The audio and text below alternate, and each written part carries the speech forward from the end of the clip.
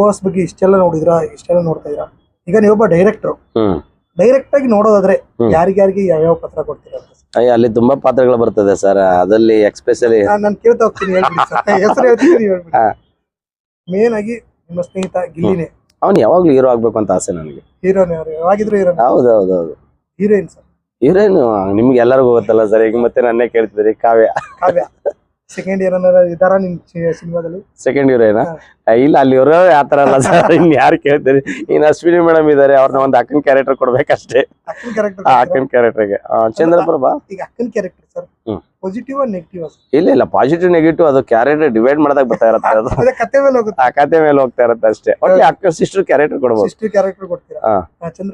ಚಂದ್ರಪ್ರಭಾ ಅವರು ಸುಮಾರು movies, short movies ಗಳೆಲ್ಲ ನೋಡಿದೀನಿ. ಜೊತೆಗೆ ಅವರು ಟಿವಿ ಶೋ ನೋಡಬೇಕಾದಾಗ ಅವರು ಹೆಣ್ಣಿನ ಪಾತ್ರನ ತುಂಬಾ ಚೆನ್ನಾಗಿ ಆಗ್ತಿದ್ರು. ಹಾಗಾಗಿ ನನ್ನ ತಲೆಯಲ್ಲಿ ಕೆಲವು ಇದೆ, ಮಂಗಳಮುಖಿ ಕ್ಯಾರೆಕ್ಟರ್ ಕೊಟ್ಟು ಅವ್ರ ಹತ್ರ ನಾನು ಅವನೆಲ್ಲ ಅಂತ ಒಂದು ಮೂವಿ ಅಂತ ನೋಡಿ ಆ ಥರದ್ದು ಒಂದು ಒಳ್ಳೆ ಪಾತ್ರ ಮಾಡಿಸ್ಬೇಕು ಚಂದ್ರಪ್ರಭನ್ ಕೈಲಿ ಅಂತ ನಂಗೆ ತುಂಬಾ ಆಸೆ. ಹಂಗಾಗಿ ಆ ಕ್ಯಾರೆಕ್ಟರ್ ಮಾಡ್ತಾರೆ, ಆ ಥರದ್ದು ಒಂದು ಕೆಪಬಿಲಿಟಿ ಇದೆ ಅವ್ರಿಗೆ, ಅವ್ರು ಮಾಡಿಸ್ಬೇಕು. ಮಲ್ಲಮ್ಮ ತಾಯಿ ಕ್ಯಾರೆಕ್ಟರ್ ಮಾಡಲಿ ಸರ್. ಹೌದು. ಮತ್ತೆ ರಕ್ಷಿತಾ ಎರಡನೇ ಏನ್ ಮಾಡ್ಬಿಡೋಣ ಬಿಡಿ, ಅವ್ರನ್ನ ಚೆನ್ನಾಗಿರುತ್ತೆ. ಈ ಪಾತ್ರ ಮಾಡ್ಬೇಕಲ್ಲ ಸರ್. ಮತ್ತೆ ಈಗ ಸುಮಾರು ಸರಿ ಹೌದೌದು ಮನೆ ಹೇಳಿದ್ರಲ್ಲ, ಗಿಲ್ಲಿ ನಿಂಗೆ ಕಾವ್ಯ ಅಂದ್ರೆ ಇಷ್ಟ, ಕಾವ್ಯ ಮೀನ್ ಅಂದ್ರೆ ನಂಗೆ ಮೀನ್ ಅಂದ್ರೆ ಇಷ್ಟ. ಹಂಗಪ್ಪ ಪಾತ್ರ ರಾಶಿಕಾ ಬಗ್ಗೆ ಪಾಪ ಅವ್ರು ಯಾವ ಕ್ಯಾರೆಕ್ಟರ್ ಕೊಡೋಣಪ್ಪ ಅವ್ರಿಗೆ ಅಂತ ಅನಿಸ್ತಾರೆ. ಹೆಂಗೆ ಬಿಡಿ, ಒಂದ್ ಅತ್ತೆ ಮಗಳ ಕ್ಯಾರೆಕ್ಟರ್ ಕೊಡೋಣ ಅವ್ರಿಗೆ. ಹೊಡಿತಾನೆ ಇರೋದು ಅಷ್ಟೇ, ಹೊಡಿತಾರೆ ಅಷ್ಟೇ, ಸುಮ್ನೆ ಹೊಡಿತಾ ಇರೋದು. ಲವ್ ಅಂತ ಮಾಡೋದು ಬೇಡ, ಬರೀ ಅತ್ತೆ ಮಗಳು. ರಘು ಒಂದ್ ವಿಲನ್ ಪಾತ್ರ ಕೊಡೋಣ ಸರ್.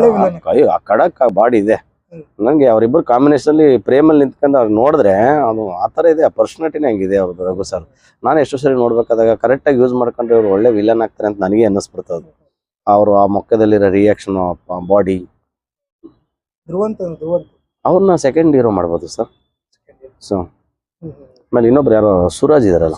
ಹೌದೌದು, ಸೂರಜ್ ಅಲ್ಲ ಅವರು. ಹೌದೌದು. ಈಗ ನಾನು ನೋಡಿದಾಗ ಸೂರಜ್ ಆ ಕೆಪಬಿಲಿಟಿ ಇದೆ ಅವ್ರಿಗೂ. ಯಾಕಂದ್ರೆ ಆ ಒಂದು ಬಾಡಿ ಗೀಡಿ ಎಲ್ಲ ಮೇಂಟೈನ್ ಮಾಡೋದು ನೋಡಿ ಇದೆಲ್ಲ ಇದು ಒಂದು ಒಳ್ಳೆ ಪೀಸ್ ಆಗತ್ತಲ್ಲ ಇದು ನನಗೆ. ಹಂಗಾಗಿ ಅವ್ರಿಗೊಂದು ಒಳ್ಳೆ ಹೀರೋ ಮಾಡಿಸ್ಬೋದು ಸರ್.